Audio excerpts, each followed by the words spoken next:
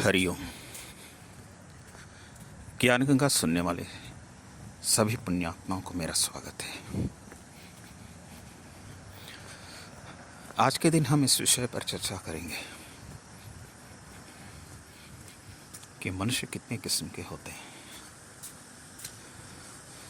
उनकी आदतें क्या होती हैं, उनका व्यवहार कैसा होता है,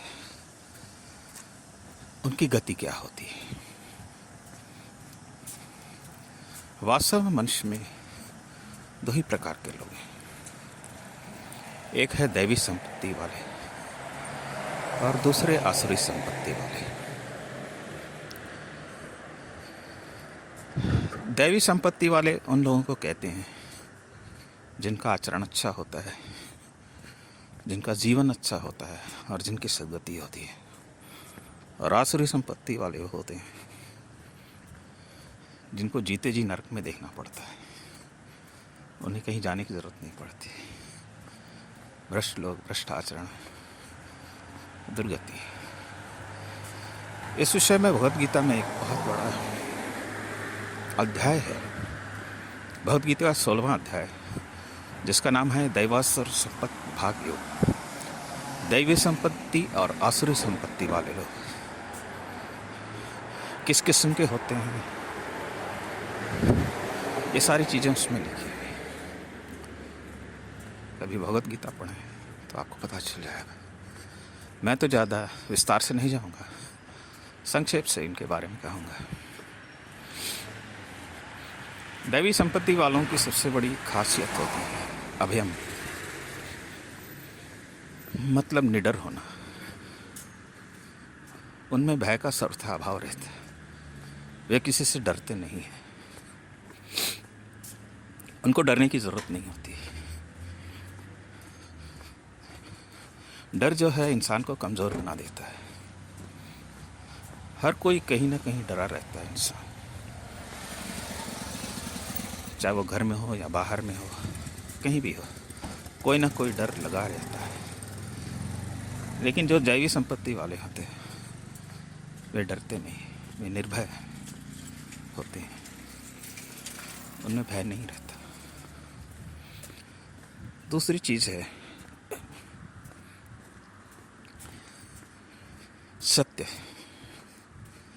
वे सत्य बात करते हैं, सच्ची बातें करते हैं, हमेशा सच बोलते हैं।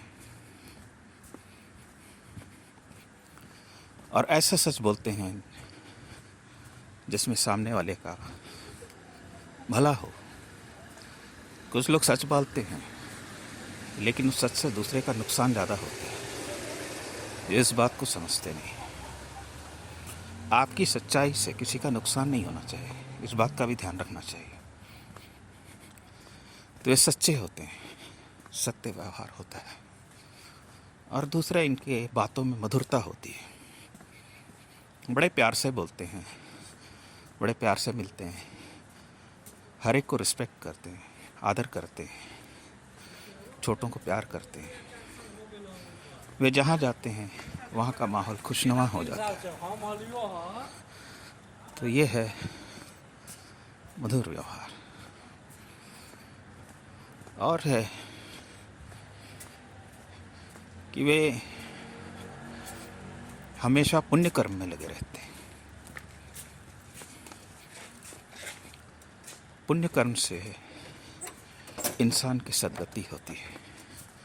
आपके पुण्य रहेंगे तो आपका जीवन अच्छा होगा और जीवन के बाद का भी जो गति होगी अच्छी होगी। तो पुण्य कर्म करते हैं, लेकिन पुण्य कर्म का दिखावा नहीं करते। उन्हें कुछ शर्म सी महसूस होती है। वे कभी नहीं बोलेंगे कि हमने ये किया, हमने वो किया, बस करते जाते हैं। ये चीज़ होती है उनके अंदर में। तो पुण्य कर्म में लगे रहते हैं और उनकी स्थिति ज्ञान में ज़्यादा रहती है। वे हर चीज़ को जानने की कोशिश करते हैं। सत्य क्या है, असत्य क्या है, संसार क्या है, भगवान क्या है, इस विषय में उनका हमेशा मन घूमता रहता है। विश्लेषण करते हैं, शास्त्र पढ़ते हैं, सत्संग सुनते हैं, दान देते हैं, लोगों की मदद करते हैं। तो ये सारी चीज़ें जो है दैवी संपत्ति वाले करते हैं और ये उनका आचरण होता है। तो आप किसी के स्वभाव को देखकर समझ सकते हैं ये दैवी संपत्ति वाला है या आसुरी संपत्ति वाला है। विचलित नहीं होंगे वे, किसी भी मुसीबत का डटकर सामना कर सकते हैं। उनके अंदर वो पावर होती है, ताकत होती है।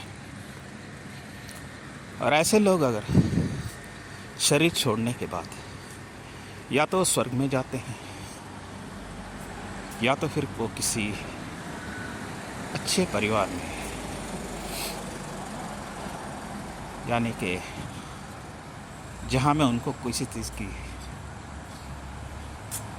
प्रॉब्लम ना हो, यानी कि अच्छे संस्कार वाले परिवार में जन्म लेते हैं या किसी योगियों के घर में जन्म लेते या किसी बड़े अमीर घर में जन्म लिया, इस तरह का जन्म होता है। अगर उन्होंने साधना की होगी इसी जन्म में, ज्ञान पाकर वे मुक्त भी हो सकते हैं। ये उनकी आखिरी सद्गति है। लेकिन कम से कम दैवी संपत्ति वाले अपने जन्म को सार्थक बनाते हैं। तो ये हो गई दैवी संपत्ति वालों की कथा।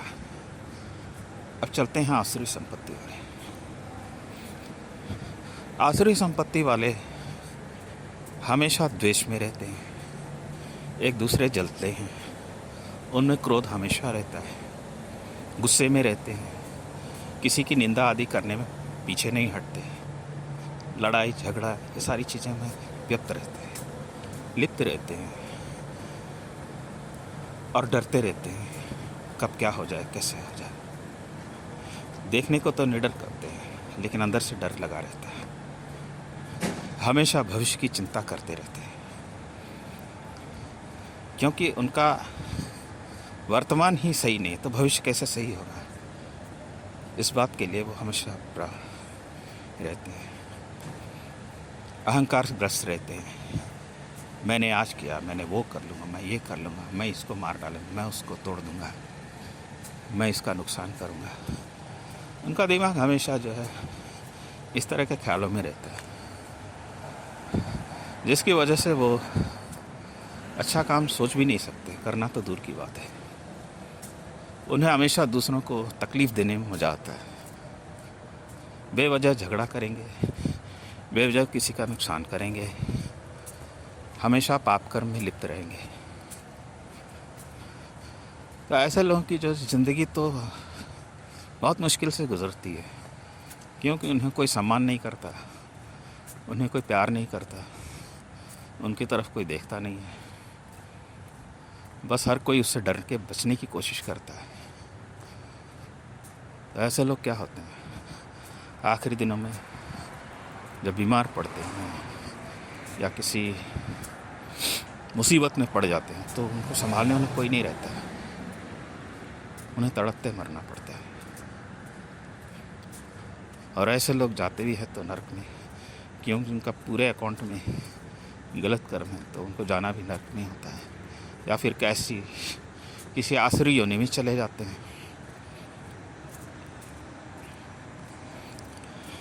नीचे के मनुष्य में भी आ गए तो फिर वो वही दुश्मनी का फिर से खाता चालू हो जाता है। तो ऐसे लोग जो होते हैं हमेशा गलत रास्ते पे चलने वाले, गलत मंजिल पे पहुंच जाते हैं। फिर उन्हें बहुत मेहनत करनी पड़ती है,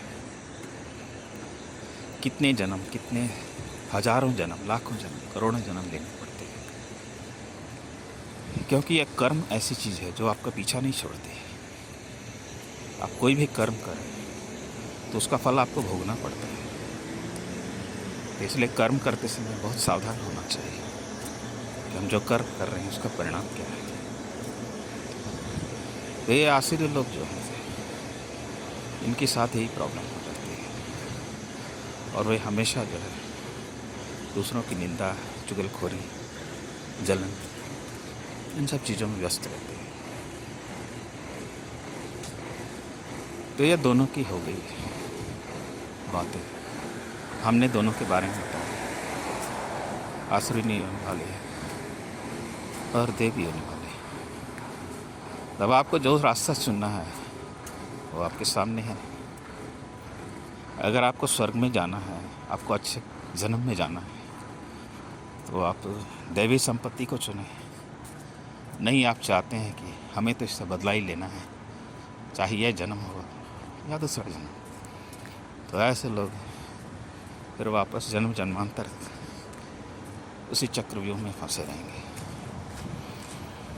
तो जहाँ तक जो भी आदमी है, जो भी मनुष्य,